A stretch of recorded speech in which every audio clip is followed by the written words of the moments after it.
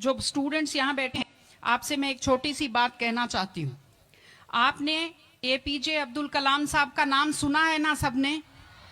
हाँ, कलाम साहब ने एक बात कही थी कि in the very old times the world was driven by the muscle power, after that it was driven by money power, and now it is being driven by the power of knowledge. यानी पहले शरीर की ताकत से दुनिया चलती थी, उसके बाद कुछ दिन पैसे से दुनिया चली, और अब दुनिया कैसे चलती है? ज्ञान की ताकत से चलती है। आज अमेरिका और रूस, फ्रांस क्यों हमसे आगे हैं? उनकी जनसंख्या भी कम है, शायद वो मेहनती भी हमसे कम हैं, लेकिन वो हमसे क्यों आगे हैं? क्योंकि उनके यहाँ शिक्षा का जो प्रसार था वो हमसे ज्यादा हुआ, वो हमसे ज्यादा एजुकेटेड हैं। हम लोग प्राचीन काल में हमारे यहाँ बहुत अच्छी यूनिवर्सिटी थी, नालंदा यूनिवर्सिटी थी, तक्षशिला यूनिवर्सिटी थी, लेकिन जब मध्यकाल आया तो हमने अंधविश्वासों पर ज्यादा ध्यान दिया और जो नॉलेज था साइंस का उस पर हमने कम ध्यान दिया, इसलिए हम विश्व में पिछड़ गए। एसएसटी में आप लोग पढ़ते होंगे, 10th के बच्चे एसएसटी पढ़ते हैं, कि एक समय था जब वर्ल्ड की जो रिचेस्ट कंट्रीज थी वो रूस अमेरिका नहीं थी, वो इंडिया था और वो चाइना था। चीन और भारत विश्व के सबसे धनी देश थे, लेकिन हमने एजुकेशन पर ध्यान देना छोड़ा। उसका नतीजा ये निकला कि हम लोग गरीब हो गए, हम लोग पिछड़ गए, हम लोग कमजोर हो गए। इसलिए अगर आपको खुद को ताकतवर होना है और इस देश को ताकतवर बनाना है तो आप लोग शिक्षा पर ज्यादा से ज्यादा ध्यान दीजिए।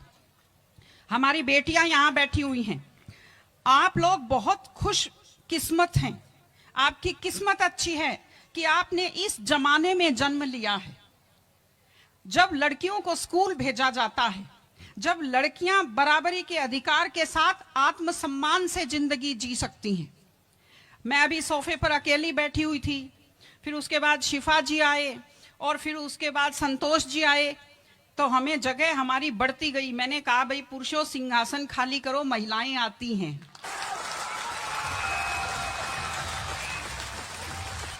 तो आप लोग बहुत खुशकिस्मत हैं।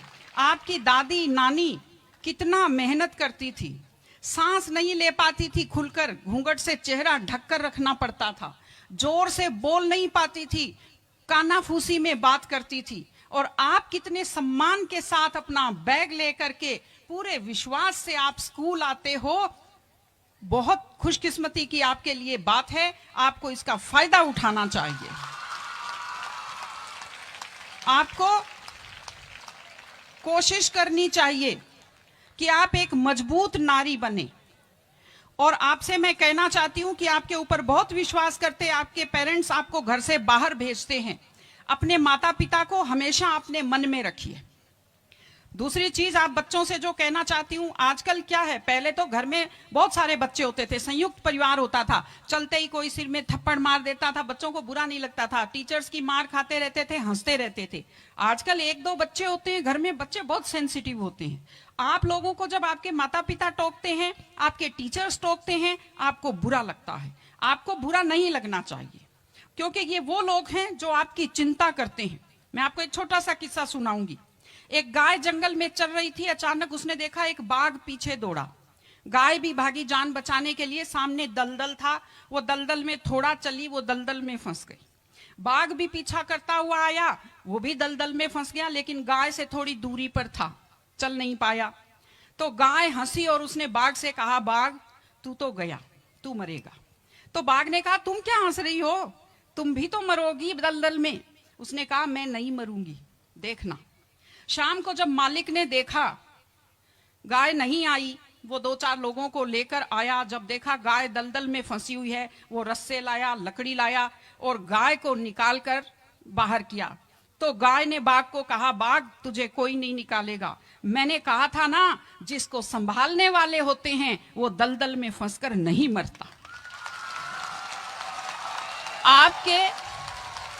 आपके जो टीचर्स हैं, आपके टीचर्स और आपके पेरेंट्स आपको संभालने वाले हैं। अगर आप उनकी बात मानेंगे, आप डांट के पीछे छुपी हुई उनकी चिंता को आप समझेंगे तो आप बुराइयों के और गलतियों के दलदल में कभी नहीं फंसेंगे।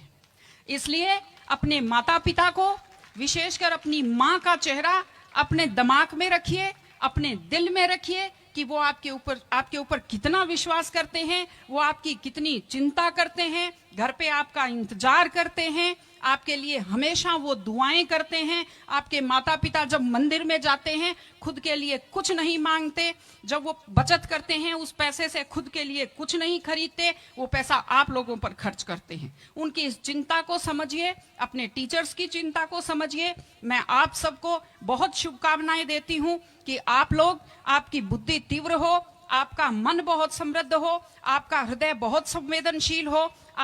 मैं स्कूल को मैं बहुत बहुत शुभकामनाएं देती हूं। टीचर से अपील करती हूं कि व्यक्ति केवल शरीर और दिमाग नहीं होता, एक मन होता है, एक आत्मा होती है।